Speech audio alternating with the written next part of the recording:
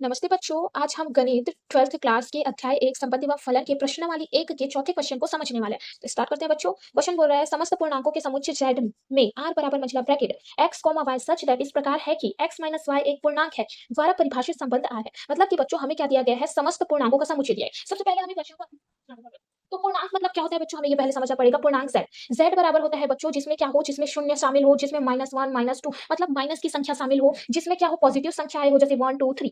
मतलब कि ऐसा समुच्चय जिसमें क्या हो, जीरो भी शामिल हो, जिसमें जीरो हो, माइनस की संख्याएं हो और प्लस की संख्याएं हो। जिसमें जीरो होना चाहिए, माइनस की संख्या होनी चाहिए और प्लस की संख्या होनी चाहिए। ऐसे ऐसे नंबर्स को हम लोग क्या बोलते हैं बच्चों, पूर्णांक बोलते हैं। ठीक है। अब क्या बोल रहे हैं, हमें पूर्णांकों का समुच्चय दिया गया है। मतलब इसको, ये हमारे पास z है, इधर हमारे पास z है बच्चों।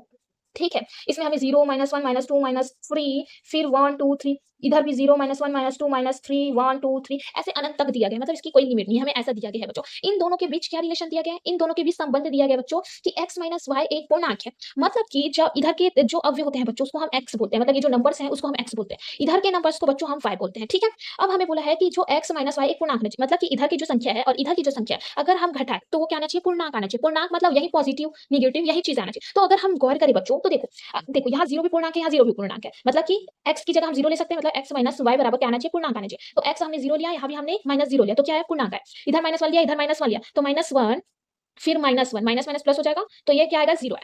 जब भी हम क्या करेंगे बच्चों, इधर की संख्याओं को, इधर की कोई भी संख्या हो माइनस करेंगे तो क्या आएगा, एक पूर्णांक संख्या जरूर आएगा, जरूर पूर्णांक संख्या आएगा। आप समझने की कोशिश करें कि जब हम जीरो को जीरो से माइनस करेंगे तो जीरो पूर्णांक है, मतलब माइनस प्लस और नेगेटिव तीनों संख्याएं आएंगी ही आएंगी। मतलब हम कह सकते हैं कि ये स्वतुल्य भी होगा, सममित भी होगा, संक्रमक भी होगा। इसको हमने किस रूप में समझा है बच्चों, इसको मैंने जो हम लोग का समुच्चय निर्माण रूप है उसमें सॉल्व किया। इसको रोस्टर रूप में भी सॉल्व कर सकते हैं, बस वो उसमें टाइम लग जाएगा, इसलिए मैंने आपको समुच्चय निर्माण रूप में सॉल्व करके बताया। देखिए बच्चों, फर्स्ट है स्वतुल्य संबंध। x माइनस एक्स बराबर जीरो है जो कि एक पूर्णांक है। x कॉमा एक्स अव्यय है r का, r स्वतुल्य संबंध है। दूसरा सममित संबंध, यदि x कॉमा y अव्यय है r का, x माइनस y एक पूर्णांक है, माना x माइनस y बराबर k है, जो k क्या है बच्चों, हम लोग की पूर्णांक संख्या। जब हम x और y को माइनस करेंगे तो हमें एक पूर्णांक संख्या ही प्राप्त होगी। फिर है minus minus y minus x बराबर k है, y माइनस एक्स बराबर माइनस के है। अब माइनस उधर चला गया, तो जो माइनस के है बच्चों वो भी हम लोग की पूर्णांक संख्या है, तो y माइनस एक्स एक पूर्णांक है। y कोमा एक्स अव्यय है r का, r सममित संबंध है। थर्ड है बच्चों हम लोग का संक्रमक संबंध। ठीक है। यदि x कोमा y अव्यय है r का तथा y कोमा z अव्यय है r का, माना x माइनस y एक पूर्णांक है तथा y माइनस z एक पूर्णांक है, माना x माइनस y बराबर k1 है तथा y माइनस z बराबर k2 है। x माइनस y बराबर k1 है, y माइनस z बराबर k2 है। समीकरण एक प्लस समीकरण दो जोड़ने पर। ठीक है।